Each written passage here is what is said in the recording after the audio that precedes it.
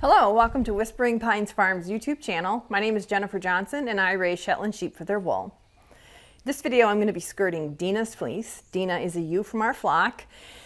And this video is one in a series of videos where, in a skirting playlist is what I'm calling it, where I'm skirting all the fleeces from the sheep in our flock that are going to be entered into my fleece auction. So Dina is a mature ewe. She is 6 years old. She's a fawn catmugget and she's also spotted.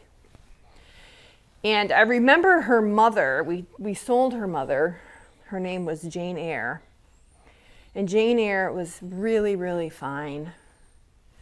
We just loved her, but I sold her. I think it was just that her fleece was really short. And at that time, I didn't really know what to do with a fleece that had, I'm skirting that off, that was that short. Now I know if I had that ewe back, I would take that fleece, run it on my drum carter because it was nice. It was really, really fine, a beautiful color, and she was such a gentle ewe, and she Roo'd. Just a full package, but just that staple length kind of got me. So this is her daughter, who's also nice and fine, but a little bit longer staple, which is good.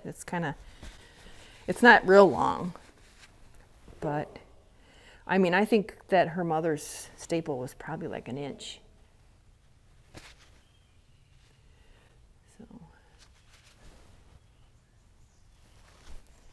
So it's a nice May afternoon, month of May, here in western New York State, and it's been raining off and on all day. And the nursery is no longer a nursery. The nursery area is now being used by all the sheep during the day. And then at night, I lock the lambs and their mothers in this side, and everybody else is on the other. So everybody's out on pasture together. So there they all are. Adults, unbreds, mothers, lambs, all in the same, as it should be. They're all getting nice and fat. They're going to be out on that pasture for, I think, 2 more days. And then they're going to go way out to the very large pasture that's quite a ways out, a couple 100 feet out.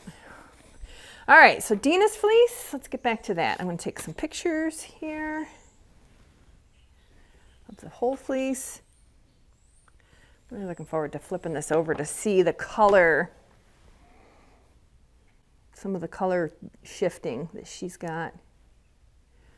So that we're going to take quick, just to split the fleece, get some look at the lock. Dina's got a spinning fineness of 19.4 and she's 6. That's really good.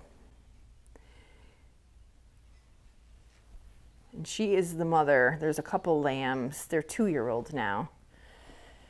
So we did get to breed her.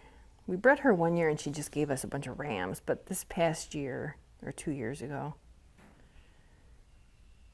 we got some ewes out of her and they're nice.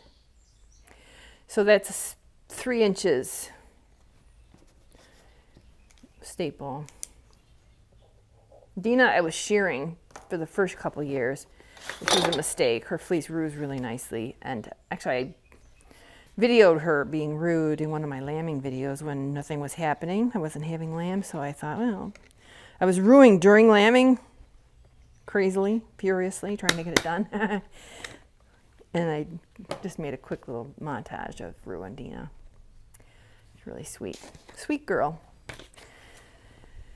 All right, let's flip this over. We're going to see some pretty, dark and then light, and it's just going to be kind of all over. Really nice. Some darker in here. Dina's so easygoing. She's not real friendly. She doesn't seek out attention, but she just is easy to handle. Really calm. She could still be bred. We're probably not going to breed with her. I've been thinking about this the past few days now that lambing is officially done and all those stresses are gone, and I'm looking at what we have. I think that next year it's going to be breeding of some of the AI ewes for sure to get some of those genetics and to make a little bit of shift in the fleeces. And then I'm going to do a moirette group, because my moirette numbers are really low, and you can see it with the fleeces. And I like barely am getting 20 pounds of skirting for the mill. So I was thinking I might just make a nice little brown group.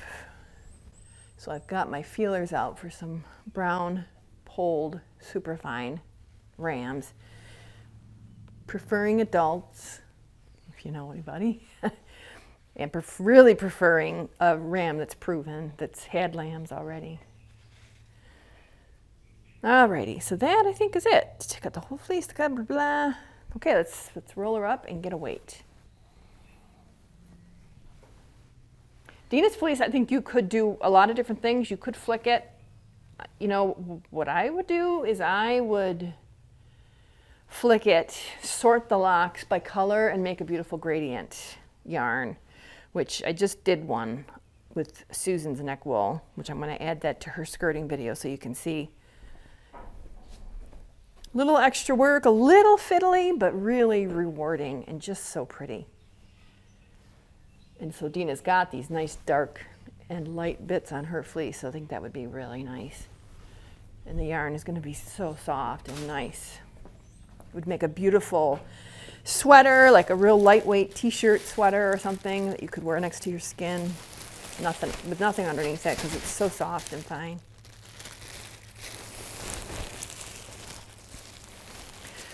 Oh, I could just see it like a midriff with like maybe shorter sleeves, because it's not an enormous fleece. We'll get I do have a coat weight here, like 24 ounces.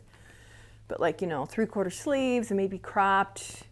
And then that, if you made it into a gradient yarn, like maybe starting dark at the bottom and lightening up around your face, or the other way could be interesting too. That's what I would do. In fact, I'm starting to think maybe I won't.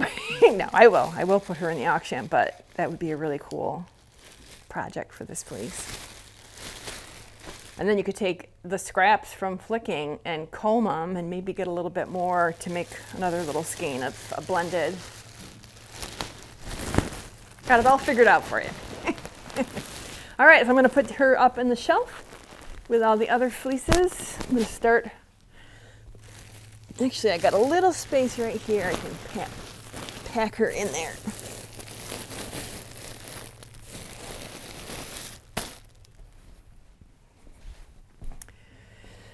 Well, thank you so much for stopping by. I hope you enjoyed this video, and I hope you can come back soon.